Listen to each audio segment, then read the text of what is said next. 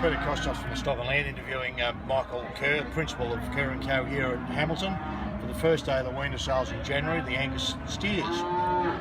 Michael, 2,740 cattle pen, more than was advertised but less than last year, is that correct? Yeah, about 300 I think less than last year, but we did sell a few weaners, about 300 weaners ourselves back in October from 2 herds that we did, so they weren't there. And but there hasn't been a lot less cattle.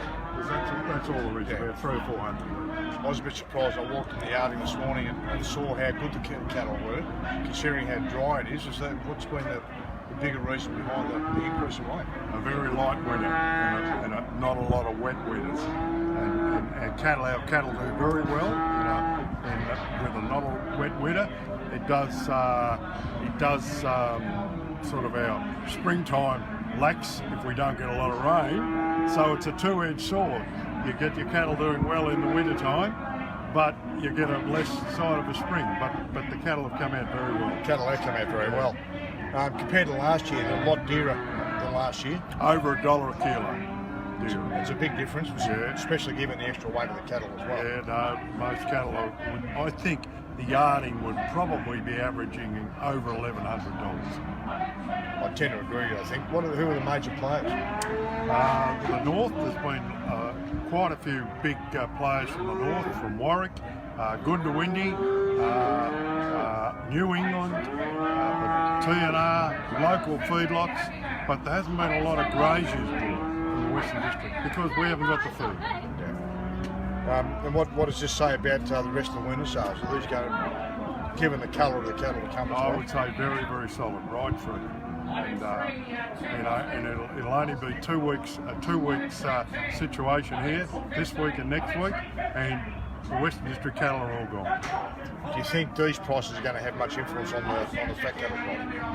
The fat cattle prices have actually eased in the last few weeks, and but I don't think it can be retained. I think that the works, although they might like it to ease, I don't think they can get it back.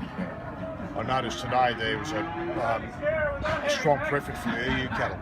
Yep, about 12 to 14 cents.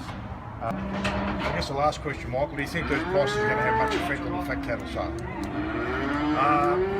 The fat cattle sale is totally different to the weaner sale because a lot of these cattle are going north, and a lot of the abattoirs are trying to bring it back.